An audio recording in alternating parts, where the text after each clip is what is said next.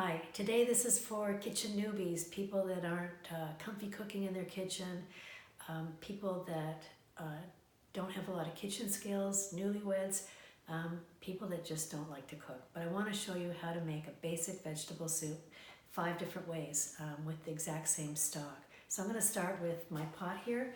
In here I've got some carrots, I've got zucchini, I've got red and yellow peppers. I've got some onions. I think that's pretty much it in there. And when I cut these up and I put them in my pot, I added about 1.5 inches more liquid over top so that these would cook. So that's kind of your rule of thumb, 1.5 inches to 2 inches of water over the top of our veggie base. So this is one way to have your soup. You could add pasta to this or whatever you want, but I'm going to add in some chickpeas because right now this is 0 points. I'm going to add in some chickpeas, and this still keeps it at 0 points. But now what if let me put this on right now. I had one random potato in my fridge, one medium-sized potato. So I want to add this to the soup as well, but I'm going to blend this in. So put this in my little blender here.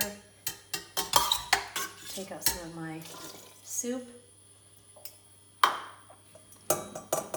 I love this for using for everything in my kitchen. I use it for so many things. It just eliminates a lot of mess.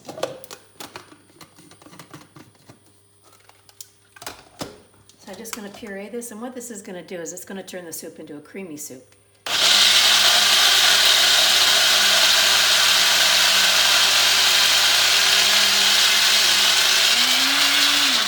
There we go. Add this back in.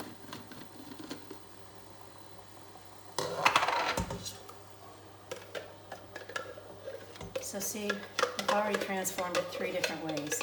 Just the plain soup, the soup with chickpeas, and now it turns into a nice creamy soup. I'm going to stir this in.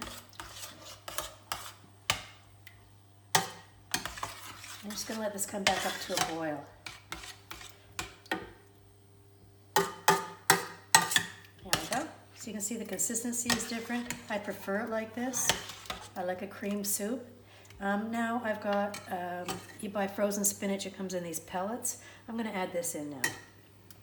And this is nice because it gets all melty. And I've added another vegetable to my soup. You see how it's all breaking up?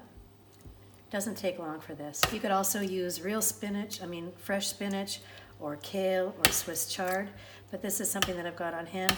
I didn't have to go out and buy anything different for this soup. It melts in quite quickly there. So that's one more way. Beautiful soup there. Stir it in a bit more so that it's all melted and incorporated. When you're making your soup, you don't want to have anything bigger than what fits on your soup spoon. That's kind of the rule of thumb when you're making a soup. There, that's all mixed in, and now I can add in some frozen peas. That adds in another vegetable.